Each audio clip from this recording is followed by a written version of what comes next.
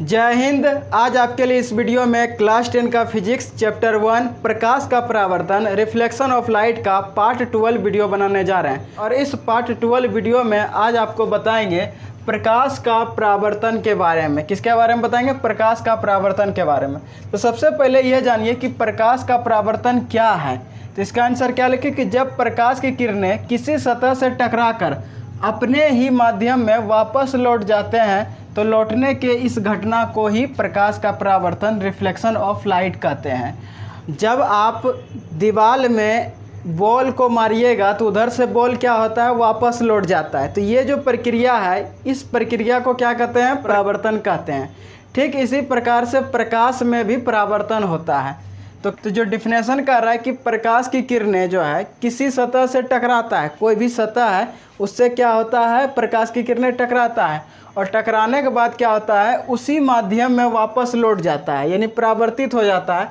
तो इस लौटने की घटना को ही क्या कहते हैं? प्रकाश का परावर्तन रिफ्लेक्शन ऑफ लाइट कहते हैं। अब यहाँ पर सेकेंड क्वेश्चन लिखें कि प्रकाश के किसी वस्तु से टकराकर लौटने की क्रिया को क्या कहते हैं? तो प्रकाश का परावर्तन ही कहते हैं। जाहिर सी बात है कि कोई भी वस्तु है और उससे प्रकाश की किरणें जब टकराती है तो उन क्रिया को हम लोग क्या कहते हैं? प्रकाश का परावर्तन कहते हैं। अब यहाँ पर थोड़ा समझिए कि परावर्तन जो होता है, आप लोग जब देखे होंगे कि मैच जहाँ होता है क्रिकेट यानी मैच हर लोग देखते हैं, क्रिकेट सभी लोग को पसंद है देखना। तो देखे होंगे कि एक तरफ बैट्समैन होते हैं और एक तरफ बॉलर होते हैं। तो बॉलर जब बॉल फेंकता है तो क्या होता है कि नीचे पर सबसे पहले नीचे पर पटकाता है और पटकाने के बाद क्या होता है, वो उछलकर बैट्समैन के बैट पर लगते हैं। तो यानी वहाँ से फिर क्या होता है, बैट से जब मारते हैं तो वो परावर्तित हो जाते हैं। परावर्तन की प्रक्रिया वहाँ पर भी देखने को मिलता है। अब यहाँ पर समझिए कि एक पॉइंट लिखा है कि समतल दर्पण प्रकाश का एक अच्छा परावर्तक है। क्यों है समतल दर्पण प्रकाश का एक अच्छा परावर्तक? क्योंकि अच्छी तरह से पॉलिश की हुई चिकनी सतहों पर पड़ने वाले प्रकाश का अधिकांश भाग उनके द्वारा लौटा दिया जाता है, यानी परावर्तित हो जाता है। इसीलिए समतल दर्पण जो है प्रकाश का एक अच्छा परावर्तक सतह माना जाता है। तो आप लोग जो है प्रकाश का परावर्तन समझ गए साथियों। समतल दर्पण कैसे बनता है? तो सभी के घरों में समतल दर्पण पाया जाता है। तो देखिए हमारे सामने क्या है, एक दर्पण है और ये दर्पण कैसा दर्पण है? तो समतल दर्पण है। तो इन्हीं समतल दर्पण के बारे में समझेंगे।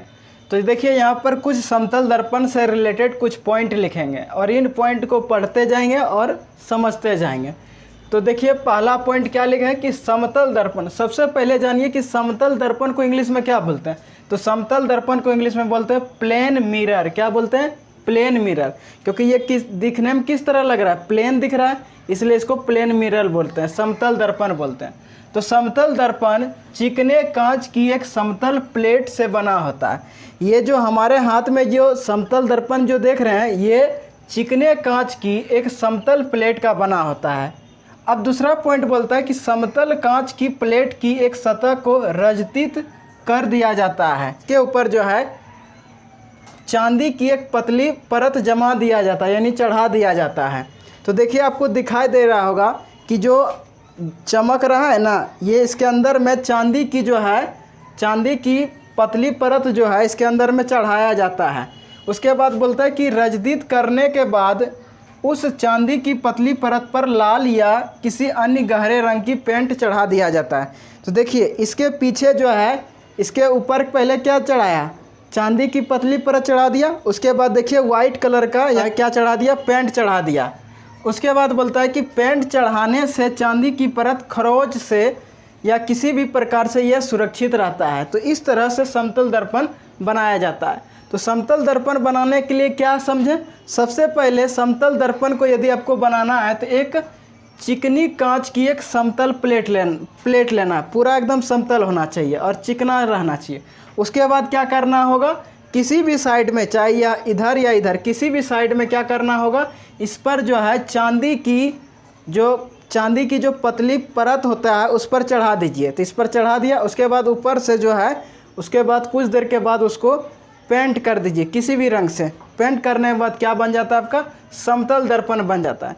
प्रश्न यह आता है कि आखिर चांदी की पतली परत कांच समतल प्लेट पर चढ़ाने के बाद क्यों उसको पेंट किया जाता है। पेंट इसीलिए किया जाता है कि पेंट करने से क्या होता है कि जो चांदी जो लगल रहता है उसको खरोंच करने से, नाखून से या किसी तरह से भी खरोंच करिएगा तो वह क्या होगा, ये सुरक्षित रहे। क्या सुरक्षित रहे, चांदी की पतली परत जो है वह सुरक्षित रहे, इसीलिए इसके ऊपर क्या किया जाता है, पेंट किया जाता है। पेंट करने से क्या होता है कि जब हम खरोंच करते हैं तो खरोंचने पर देखिए खरोंच रहे हैं तो इससे क्या होगा कि चांदी जो है ख़त्म नहीं होगा, उस जगह से हटेगा नहीं। इसीलिए इसके चांदी की पतली परत चढ़ाने के बाद पेंट करना ज़रूरी होता है, क्योंकि वह क्या होता है, पेंट चढ़ाने से चांदी की परत खरोंच से सुरक्षित रहती है। तो इस प्रकार से समतल प्लेट बन जाता है। उसके बाद हम लोग क्या करते हैं, इसमें अपना चेहरा देखते हैं। तो ये आपका था समतल दर्पण कैसे बनता है, ये आपको बता दिया। तो आई होप आपको आज का वीडियो समझ में आ गया साथियों। तो इस वीडियो को देखने के लिए धन्यवाद।